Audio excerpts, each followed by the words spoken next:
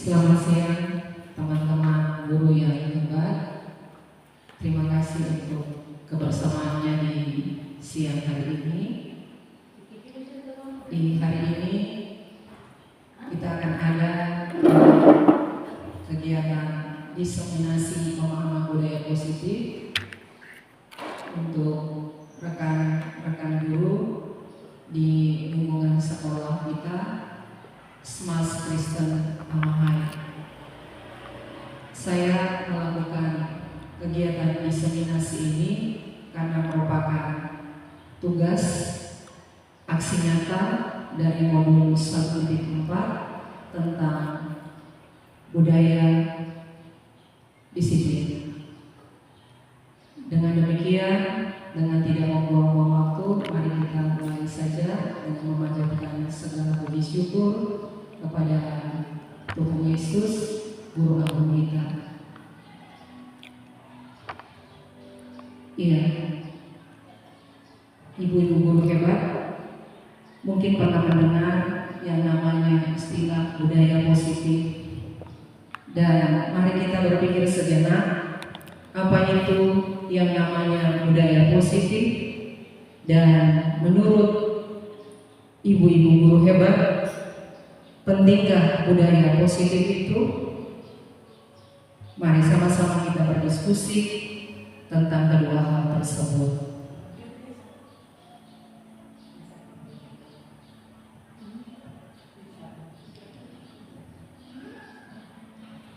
Mari ibu-ibu, ada yang bisa bilang apa itu budaya positif? Atau mungkin dalam contoh hari-hari yang ibu bisa lihat di lingkungan sekolah kita saja. Saya kasih contoh mungkin satu gambaran buat kita bahwa yang namanya budaya itu bagi dia sudah jadi kebiasaan. Seperti di sekolah kita, mungkin waktu kita ketemu ada 3 S yang kita gunakan: senyum, salam, dan sapa. Atau mungkin ibu-ibu yang punya budaya positif apa yang dilakukan di sekolah, mari kalau mau dibilang.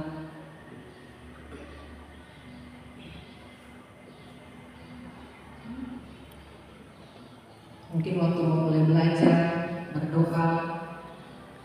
Setelah belajar, mungkin berdoa. Salah satu contoh budaya positif itu seperti sudah kebiasaan kita punya sekolah. Kalau kita ibadah buka usbu, Senin kita buka usbu ibadah bersama dengan anak-anak, para guru, dan setelah selesai ibadah itu anak-anak berjabat tangan dengan para guru. Di situ kita juga memberikan motivasi kepada anak-anak, dan memang harus dilakukan budaya itu supaya anak bisa memaknai tentang tugas dan tanggung jawab mereka menciptakan suasana antara anak dengan anak, anak dengan teman, anak dengan guru, sapaannya, kesopanannya, rasa cinta kepada teman dan sebagainya. Itu mungkin dari kita. Punya bongkas ini. Baik, terima kasih Bu Sokobuhir untuk apa yang sudah disampaikan. Yang berikutnya ibu-ibu, menurut ibu-ibu, pentingkah budaya positif itu? Penting sekali. Iya. Baik, yang pasti dari yang namanya budaya positif, kemudian kita boleh menyatakan bahwa budaya positif itu penting. Nah, mari dulu kita lihat secara bersama-sama di hari ini bagaimana supaya namanya budaya positif itu dia bisa kita lakukan, bisa kita terapkan di dalam ekosistem pendidikan kita. Maka di sini ada konsep inti yang akan kita bicarakan secara bersama. Yang pertama ada perubahan paradigma belajar, yang kedua ada disiplin positif, yang ketiga ada nilai-nilai kebajikan, yang keempat ada kebutuhan dasar manusia, yang kelima ada motivasi perilaku manusia, keenam posisi kontrol guru, ketujuh keyakinan kelas, dan yang kedelapan segitiga restitusi. Kita mulai dengan bagian yang pertama ibu-ibu, yaitu perubahan paradigma belajar. Perubahan paradigma belajar. Nah, mari sama-sama kita lihat perubahannya terjadi di bagian mana. Di sini ada dua hal yang disampaikan, yaitu yang pertama pembelajaran yang berpusat kepada guru atau istilah Inggrisnya teacher oriented, dan yang kedua adalah pembelajaran yang berpusat pada murid, student oriented. Nah, mari ibu-ibu, mungkin istilah ini atau kalimat ini pernah kita terapkan, ya, pernah kita dengar juga. Nah, mungkin kita diskusi sebentar. Menurut ibu-ibu, pembelajaran yang berpusat pada guru itu seperti apa, dan pembelajaran yang berpusat pada murid itu seperti apa? Pusatnya di guru dan pusatnya di murid.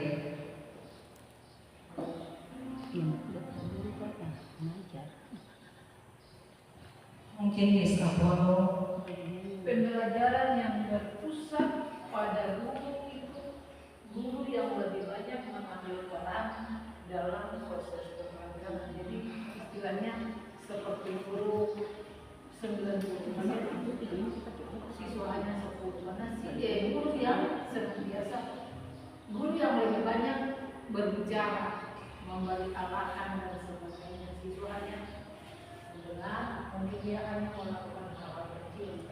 Itu yang bersifat pembelajaran yang bersifat pada guru, sedangkan pembelajaran yang bersifat pada murid kebalikannya. Siswa yang lebih banyak beraktivitas, guru hanya mengarahkan saja. Terima kasih. Terima kasih Miss Apollo untuk jawabannya, dan saya berpikir bahwa semua ibu yang ada pasti punya penjelasan yang sama, kan?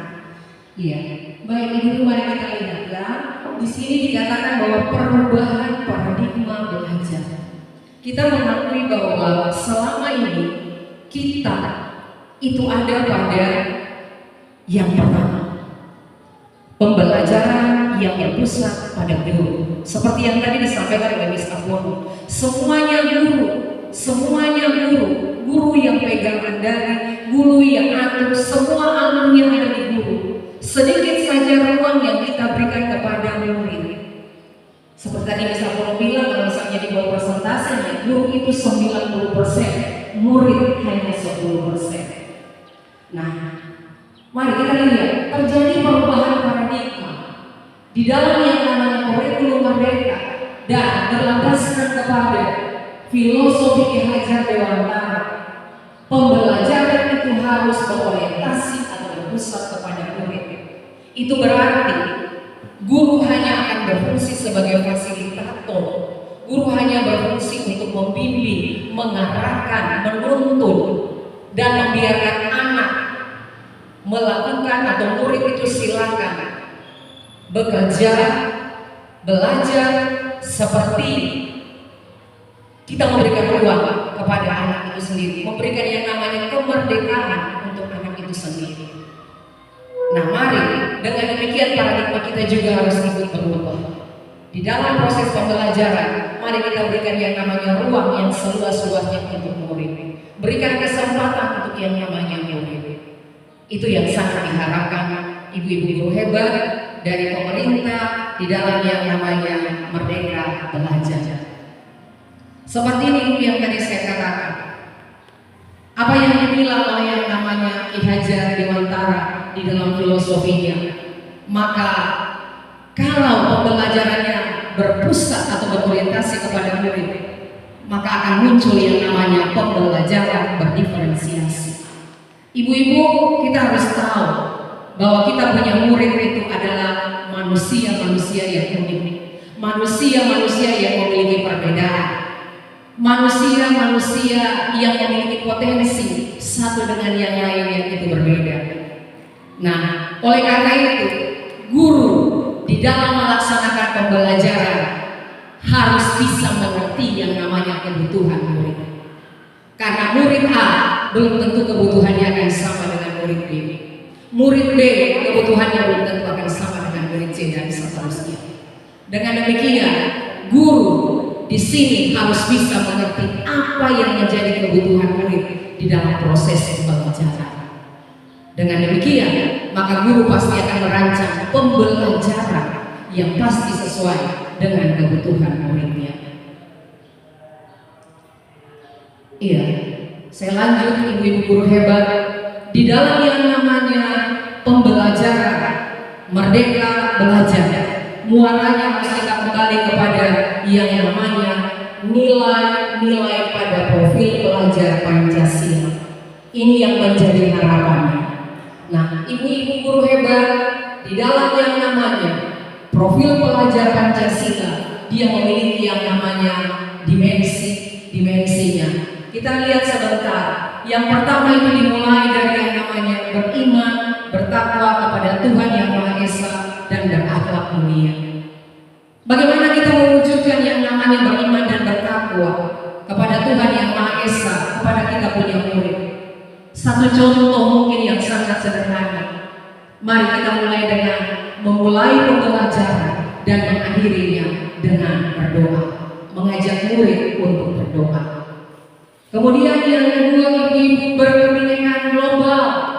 Ini berarti kita mengajar murid kita bagaimana yang namanya bisa mencintai budaya atau perbedaan dari suku yang satu dengan suku yang lain. Kemudian nilai yang ketiga, yaitu bergotong royong. Murid kita ajak untuk bisa saling membantu, berkolaborasi satu dengan yang lain. Jadi tidak hidup sendiri-sendiri.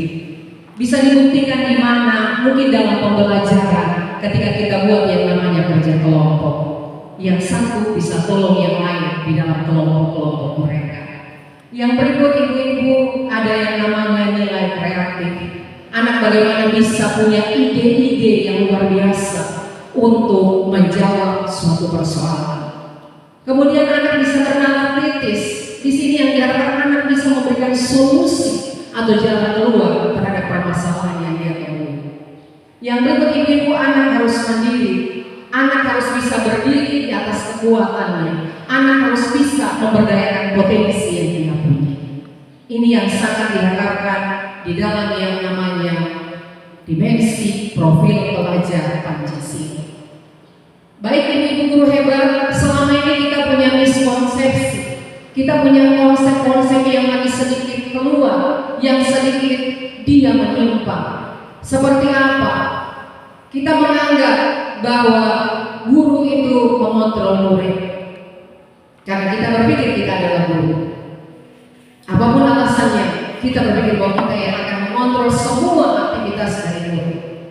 Yang kedua, ibu-ibu, kita punya ilusi bahwa semua pengetahuan positif efektif dan bermanfaat. Yang ketiga, ilusi kita bahwa semua pengetahuan positif efektif dan bermanfaat. Yang keempat, ilusi bahwa orang dewasa memiliki hak untuk memaksa. Nah, ini yang terjadi. Mari kita berpikir ini, tidak selamanya harus bisa seperti ini. Apalagi kita guru. Iya. Dengan demikian yang diharapkan itu kita harus berubah. Berubahnya yang mana? Dari posisi yang namanya stimulus respons, kita harus bergerak ke teori yang namanya teori kontrol. Harus terjadi perubahan ibu-ibu. Ini harus terjadi dalam kehidupan kita, dalam proses pembelajaran, di dalam ekosistem belajar kita di sekolah. Seperti ini, misalnya pada stimulus respon, ya, realitasnya kita menganggap bahwa kebutuhan kita sama.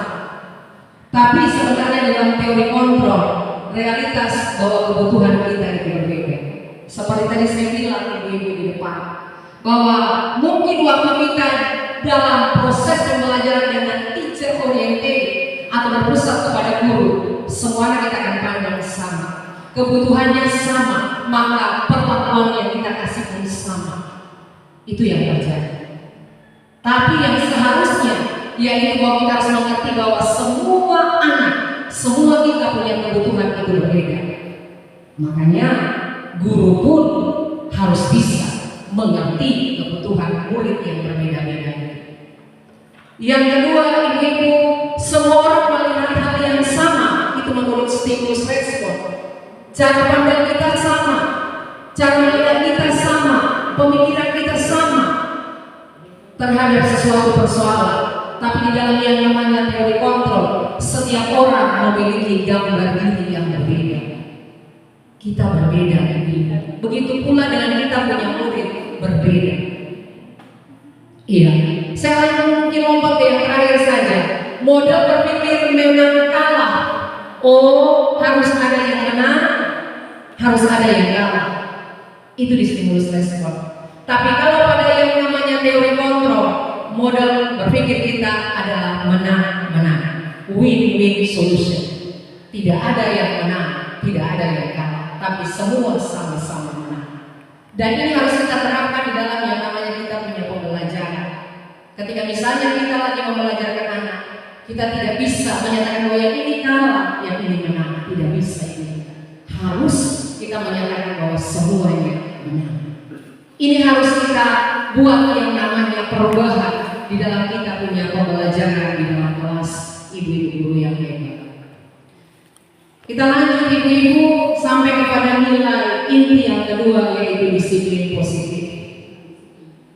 Iya, disiplin seringkali kita menyamaratakan dengan yang namanya peraturan. Seringkali kita anggap sama dengan yang namanya hukuman. Seringkali kita anggap yang namanya tata tertib atau ketidaknyamanan. Itu kita punya konsep. Tapi kalau kita kembali kepada akarnya, menurut yang namanya Daya Gosen, ya, dia menyatakan bahwa disiplin itu diambil dari bahasa Yunani yang punya arti belajar. Saya langsung Indonesiakan dia saja, artinya belajar. Disiplin, belajar. Seperti misalnya orang-orang Yunani yang hebat, ada Plato, ada Socrates, dan lain sebagainya, filosof-filosof yang hebat. Nah, disiplin itu artinya belajar. Kalau sampai yang namanya belajar, berarti endingnya harus ada yang berubah. Yang namanya belajar berarti harus ada yang berubah. Berubah di bagian mana? Dari sisi yang namanya keterampilan, sisi pengetahuan, dan sisi yang namanya keterampilan. Ini yang sangat diharapkan. Mari kita lihat seperti apa disiplin positif. Disiplin positif adalah suatu pendekatan untuk menerapkan disiplin dari dalam diri anak tanpa hukuman dan adil. Jadi yang sangat diharapkan supaya disiplin itu dia positif harus secara internal, harus secara yang namanya dari dalam diri anak, bukan karena pengaruh guru, bukan karena pengaruh orang dewasa siapapun, tapi harus muncul dari dalam diri anak. Nanti sebentar kita akan lihat mengapa sampai anak bisa berperilaku seperti ini. Ya, kenapa sampai murid ini bisa berkarakter seperti ini? Karena memang ada yang mendorong dia, ada yang memotivasi dia, ada kebutuhannya yang memang tidak terjawab. Jadi dalam yang namanya disiplin positif, mari biarkan disiplin itu pada murid, dia muncul dari dalam diri murid itu sendiri. Iya, seperti ini. Mari kita berpikir sebentar. Mungkin satu saat ketika ibu-ibu dari bagian kesiswaan menyatakan esok pembukaan pura, maka semua harus datang tepat jam 7 waktu Indonesia Timur. Dan yang terjadi esok, anak-anak itu akan datang tepat pukul 7. Pertanyaannya, mengapa anak-anak atau murid kita itu datang pada pukul 7 waktu Indonesia Timur? Mari kita pikir bersama ini. Kira-kira apa yang memotivasi, apa yang mendorong sampai murid-murid kita itu datang di tepat pukul 7?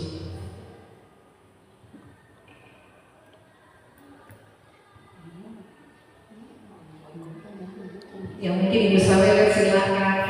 Apa yang memotivasi Ibu Sawelet sampai murid datang pukul 7, tepat pukul 7? Belajar untuk menghargai waktu. Oke, dari Ibu Sopakopi, Ibu Sawelet belajar untuk bertanggung jawab. Oke, baik. Yang lainnya, kalau Ibu Tomaswa sendiri, Karena mereka disiplin dengan waktu. karena mereka disiplin dengan waktu. Oke, yang lainnya lagi, silakan Ibu next.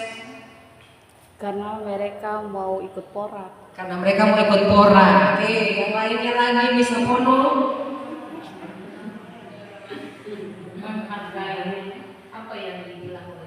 menghargai apa yang dibilang oleh ibu guru. Oke, terima kasih ibu-ibu hebat. Kita tepuk tangan dulu untuk kita semua. Semua yang diberi jawaban sepertinya muncul dari dalam diri murid. Tapi coba kalau kita tanya pelan-pelan kepada mereka, kenapa kamu datang pukul 7 tepat? Pasti akan muncul jawaban yang bervariasi.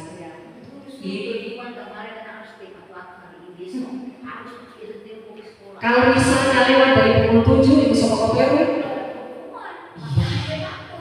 Iya. Kebanyakan murid kita seperti yang dibilang oleh ibu Sobat KPU. Kalau lewat jam 7 hukuman kena. Ibu, saya nanti diminta tolong pilih sampah ibu. Ibu, nanti saya dimarahi. Ibu, nanti saya dirotani dan seterusnya. Itu yang sering kali terjadi. Iya, mari kita lihat ibu. Budaya positif ketika dilaksanakan itu harus punya tujuan. Tujuannya cuma satu ibu-ibu, harus terbangun motivasi internal yang terlibat dari dalam. Seperti jawaban ibu-ibu tadi tuh, dari dalam diri anak, dengan tidak ada paksaan dari pihak siapapun. Itu yang sangat diharapkan. Ya, supaya dia jadi budaya. Ya, ya, terbangun yang namanya kebiasaan.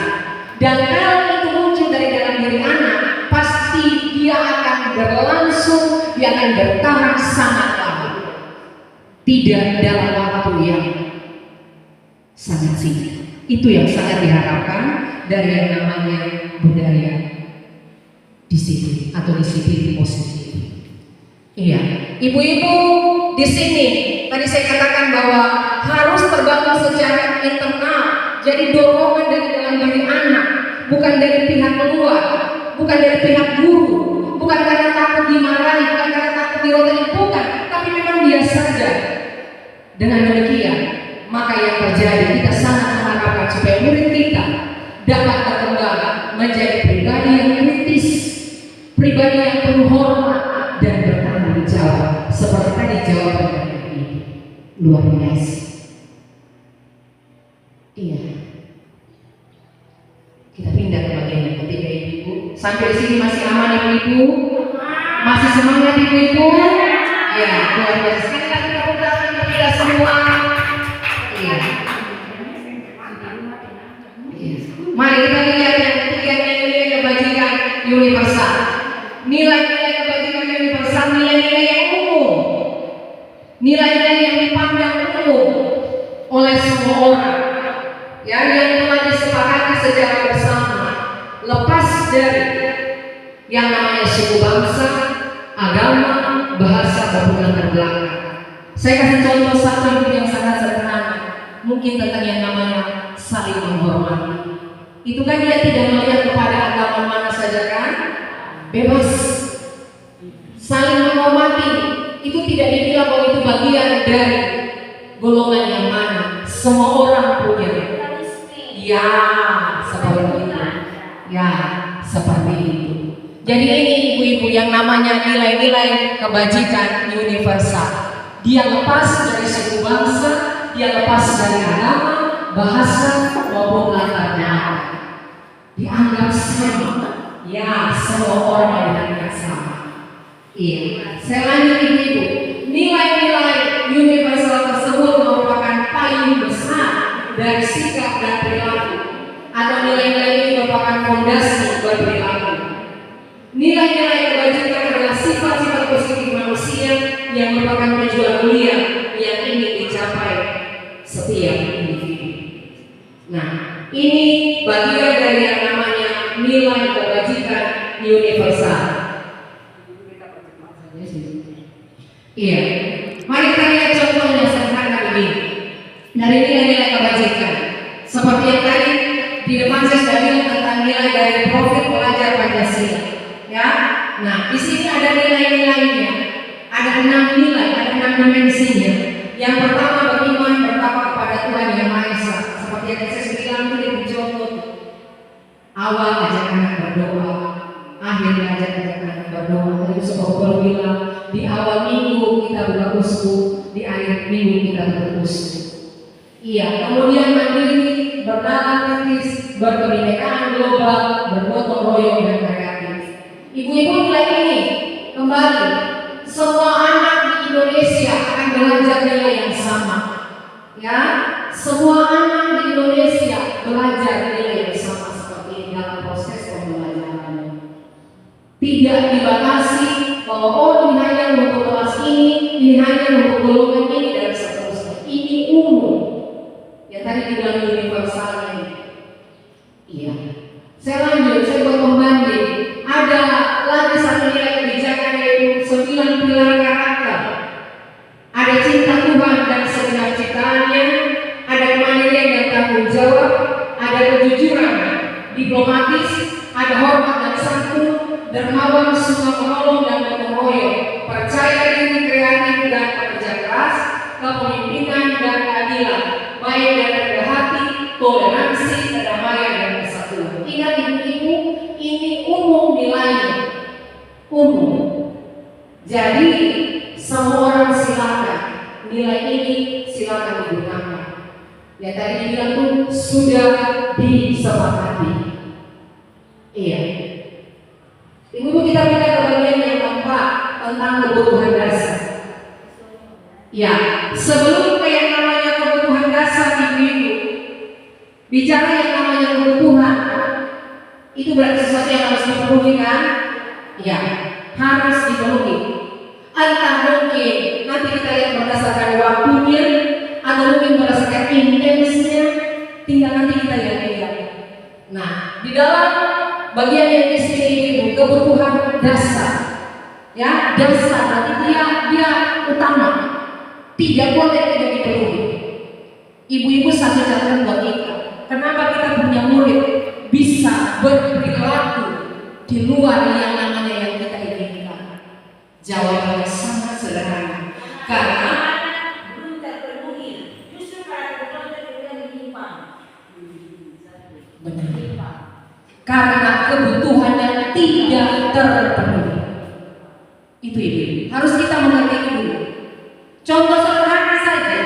Mengapa ada murid yang suka datang dan berteman? Kalau teman saya diganti teman saya nangis dia belum puas. Karena memang itu punya kebutuhan, kesenangan buat dia di situ. Dia nanti orang lain jadi korban. Jadi itu mari kita mengerti anak ketika berperilaku di luar yang namanya kewajaran karena memang kebutuhannya tidak terpenuhi. Ada.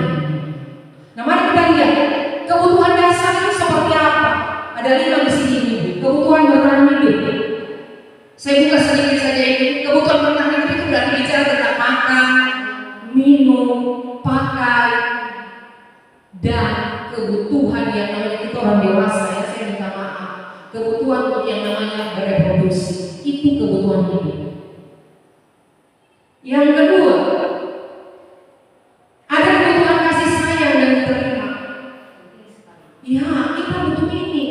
Jangan-jangan kita orang merasa murid butuh kasih sayang dan diterima.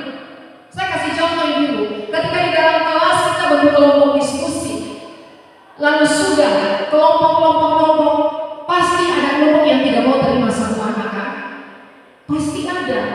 Ketika ditanya kenapa tidak mau kelompok dengan dia, ibu barang A, B, C, D. Ya, di satu sisi teman yang tadi tidak dipilih dalam kelompok, secara tidak sadar kita mau bilang dia itu lagi butuh kasih sayang, dia butuh diterima oleh teman-teman kelompok yang lain. Itu kebutuhan dasar ini. Yang ketiga kebutuhan kebebasan. Anak itu perlu bebas. Saya boleh ketemu rekan-rekan terlalu. Kenapa sih? Contoh sederhana. Kalau misalnya kita tegur satu anak, kalau terlalu tekan dia, katanya dia akan pergi. Karena memang dia kepingin bebas. Dia dalam dunianya sendiri bebas. Yang keempat itu kebutuhan kesenangan. Kesenangannya apa? Oh, dia sukanya menyanyi. Oh, dia suka yang namanya apa ya? Tulis-tulis. Oh, dia suka yang namanya hitung-hitung gini.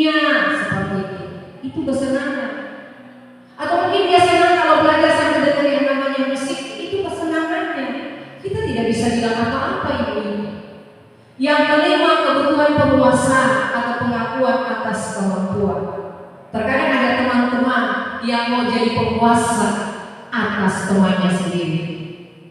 Itu yang terjadi dalam kelas. Contoh ya, misalnya satu orang dia berdiri, semua mesti dengar beta ya.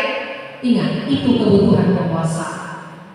Jadi mari ibu, kita harus mengerti tentang yang namanya kebutuhan murid kita. Ujung-ujungnya ketika kebutuhannya tidak terpenuhi, yang itu sebab berulang, maka muncul perilaku menyimpang. Seperti itu ibu. Yang berikut bisa langsung yang kelima, motivasi perilaku manusia. Menurut Diane Dawson bahwa ada 3 perilaku manusia. Ada 3 perilaku manusia. Yang pertama, kenapa orang murid itu bisa berperilaku? Alasan yang pertama yaitu dia menghindari yang namanya ketidaknyamanan atau hukuman. Seperti yang tadi itu. Kenapa kamu datang pukul 7? Ibu kata saya tidak mau dapat hukum. Ibu kata saya mau dapat rotan. Ya, menghindari ya. Oke, yang kedua, untuk mendapatkan imbalan atau penghargaan orang lain. Mungkin ibu sama bapak bilang, siapa yang datang ke pukul 7? Ibu kasih hadiah ya esok. Maka pasti mereka akan datang ke pukul 7. Karena memang ngejar hadiah yang dijanjikan. Iya. Yang ketiga, untuk menjadi orang yang mereka inginkan dan menghargai diri sendiri dengan nilai-nilai yang mereka percaya. Ibu-ibu, mari kita berpikir dari 3 item ini, 3 motivasi ini.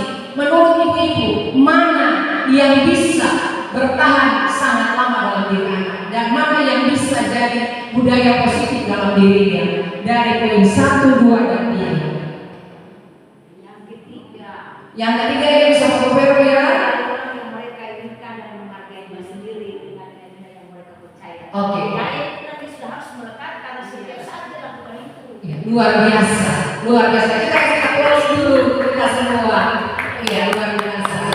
Ibu-ibu, kalau yang nomor 1 dan nomor 2, motivasi atau dorongan yang itu datang dari luar.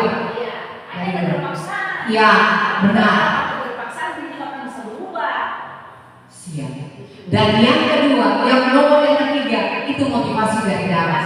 Ya, internal. Ya, eksternal itu karena pengaruh dari luar.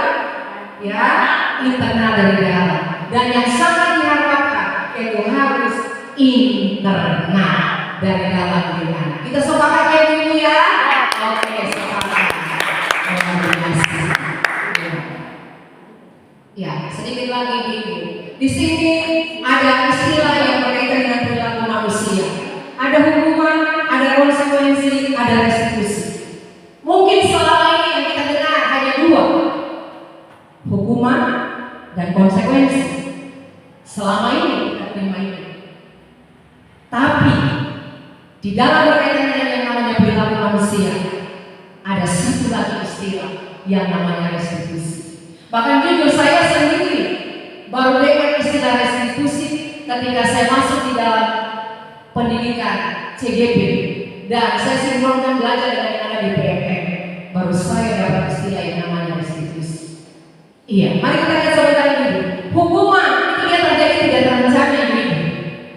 Secara tiba-tiba lalu bersifat satu arah, bersifat fisik maupun psikis atau secara verbal. Saya kasih contoh ini. Kita kembali ke kasus yang tadi.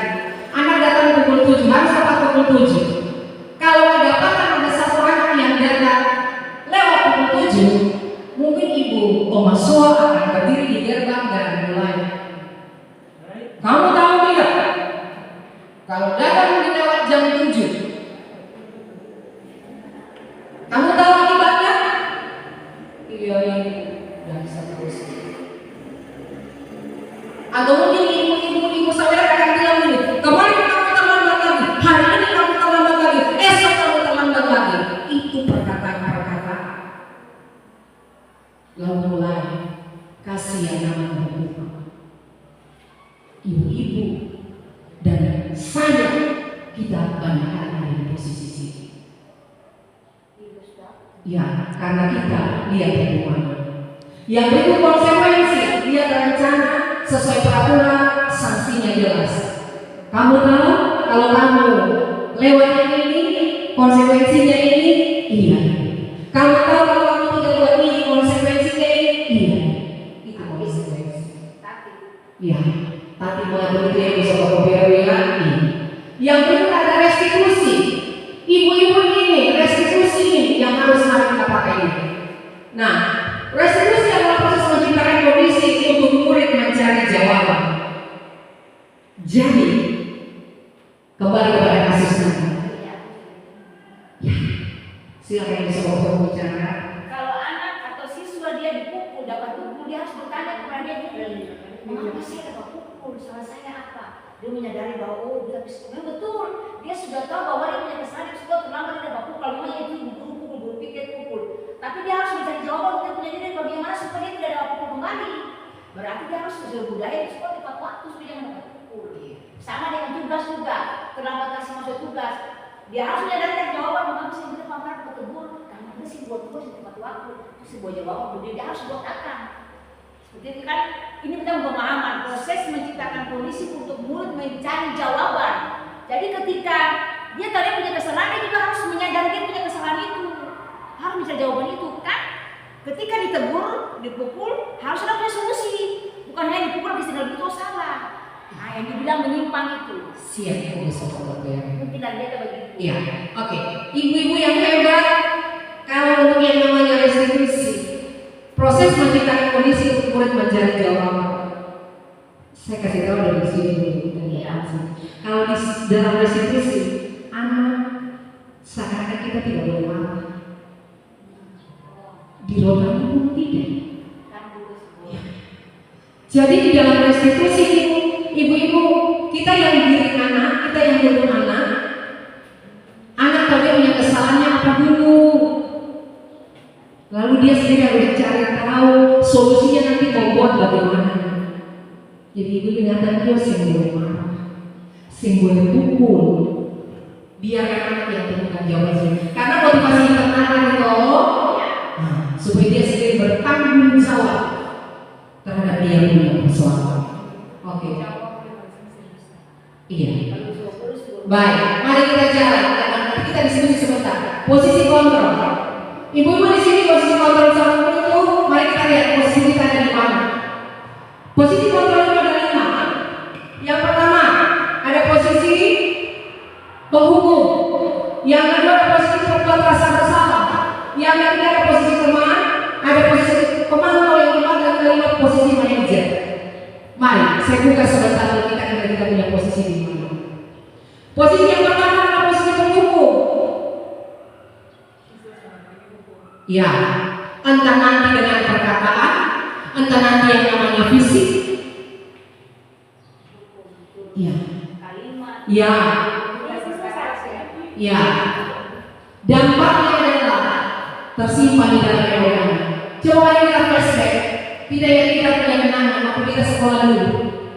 Waktu kita buat kesalahan, guru kita marah kita, dan itu pasti tersimpan sampai hari ini. Rasa tidak suka pada guru itu pasti ada. Kita harus akui, mungkin kita pernah mengalami dan itu membekas di dalam memori kita dan tersimpan dari kita sampai hari ini. Itu penghukum.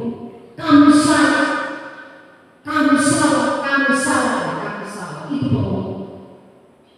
Yang kedua itu pembuat rasa bersalah. Mengapa sih kamu harus buat begitu?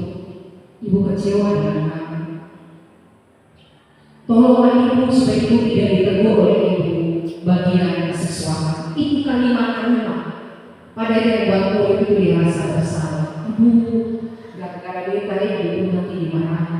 Gara-gara saya yang ibu ditegur, itu membuat rasa bersalah.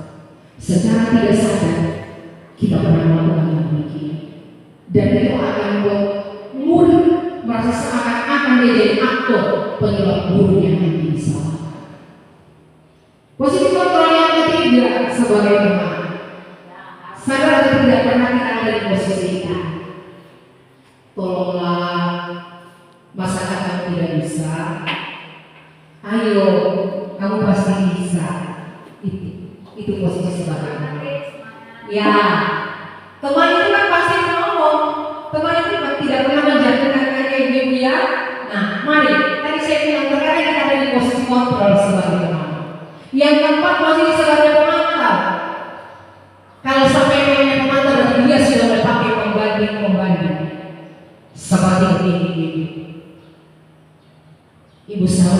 berdiri di gerbang, lalu menunggu anak-anak. Ketika piket minggu ini, ibu saya kebetulan dengan murid yang namanya A. Ibu saya kita di memori dia terlambat hari ini. Nanti minggu depan ibu saya di pintu gerbang lagi, murid yang sama terlambat lagi, lalu ibu saya yang mulai.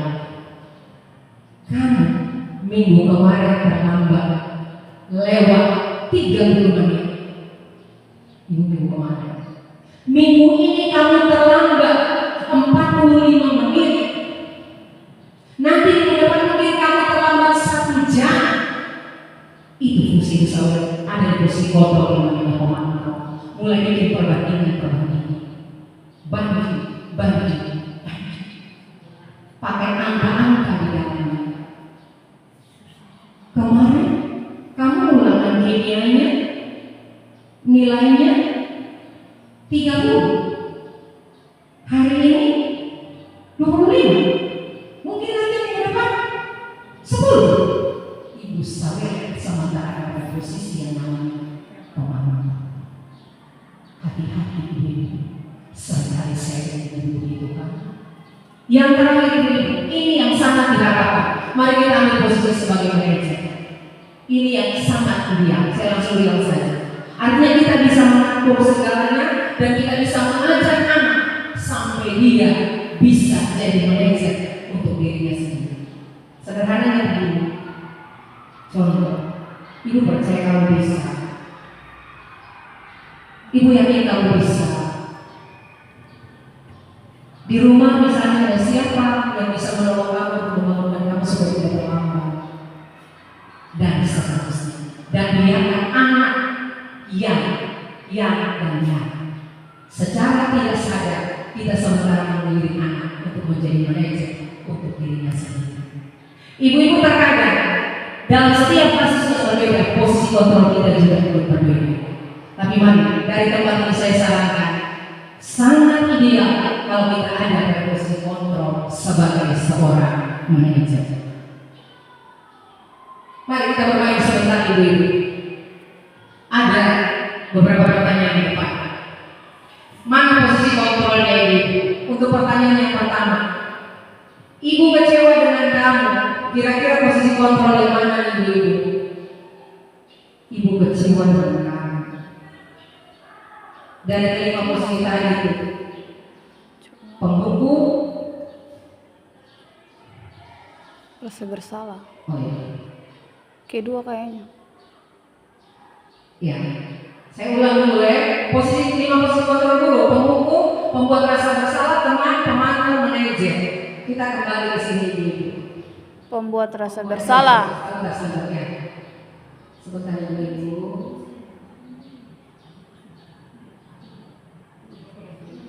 Ya, ibu kecewa dengan kamu. Berarti posisi kontrol yang mana? Kedua. Kedua ya? Iya. Membuat rasa bersalah. Benar ibu? Benar. Oh, yang kedua kita lihat dulu. Kamu ini benar-benar kelewatan. Pembuku, pembuat rasa bersalah. Pertama. Pertama ya? Pertama, iya. Oke, tepat sekali. Berarti yang pertama tadi itu pembuku ya? Oke, masalah yang kedua posisi kontrol sebagai pembuku. Yang ketiga, apa? Ya? Pertama tuh berasa bersalah. Oke, sekarang yang ketiga, apa rencana untuk menyelesaikan masalah ini? Apa rencana untuk menyelesaikan masalah ini? Kita ulangi ibu-ibu. Pembuku, pembuat rasa bersalah, teman, pemantau, manajer. Manajer. Apa rencana untuk menyelesaikan masalah ini? Apa rencana untuk berarti ada pada posisi kontrol? Manajer. Kan tadi dari mana? Iya, siap. Oke, ayolah. Teman. Yang kelima, kamu tidak akan mendapatkan nilai bagus. Kedua. Ya. Kamu tidak akan mendapatkan nilai jika tidak mengerjakan tugas. Satu. Pembuku. Ya, yang lebih tepat adalah yang di sana. Oh. Semuanya.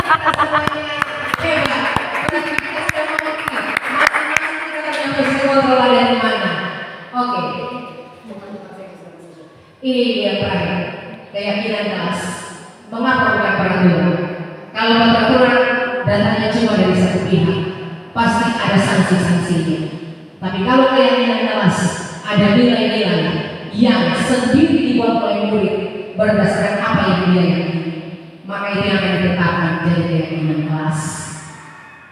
Iya, ini dia punya cara ibu.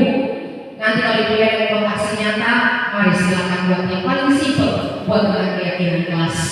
Yang pertama, mari kita menggunakan kalimat-kalimat yang positif, seperti misalnya apa ya, yang sangat sederhana, saling menghormati antara guru dengan murid, saling menyapa bila saling ketemu. Itu nilai-nilai yang diyakini. Tapi kalau misalnya dilarang main HP di kelas, itu belum bisa dijadikan yang namanya keyakinan kelas, karena ada kata dilarangnya masih bernilai negatif. Ya, jadi dalam keyakinan kelas nilainya harus kalimat-kalimat yang positif. Itu sederhana saja ibu. Kemudian lebih abstrak, mengandung nilai-nilai universal yang seperti saya bilang di depan, menghormati, menghargai, sopan santun, disiplin dan seterusnya. Kemudian harus sesuai dengan kondisi kelas atau kondisi sekolah, melibatkan semua orang di dalam kelas, dan dia dapat dibaharui dari waktu ke waktu. Kemarin saya tambah sedikit bahwa dia tidak boleh kalimat yang panjang-panjang, lalu sekitar 5 sampai 7 kalimat saja. Kenapa itu? Supaya mudah diingat. Iya, ini contoh ya yang namanya keyakinan kelas. Ibu bisa lihat saja nilai-nilainya, nilai-nilai yang positif. Ada bertanggung jawabnya, ada saling menghormatinya, ya, ada yang namanya kerukunan dan seterusnya. Ini yang terakhir, ini yang mau diharapkan. Ada segitiga restitusi. Dia berbentuk segitiga ini yang tadi dibilang itu anak yang harus menyelesaikan masalahnya sendiri, bukan guru.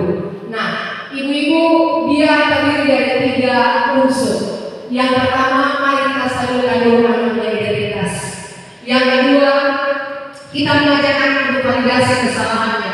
Dan yang ketiga, yaitu kita menanyakan tentang keyakinan kelas. Makanya kenapa harus keyakinan kelas? Supaya kalau ada yang namanya anak berperilaku di luar yang namanya keyakinan kelas, ini yang jadi dasarnya. Ya, bisa ya ibu ya. Nah, saya kasih contoh kalimat-kalimat yang sederhana. Tadi saya bilang ada 3 unsurnya.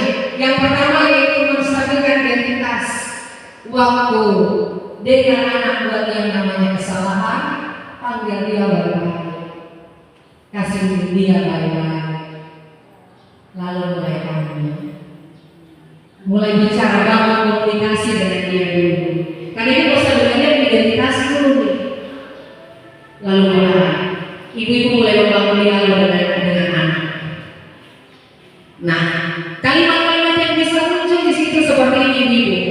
Setiap manusia itu pasti buat kesalahan. Ibu juga pernah berlaku seperti kamu.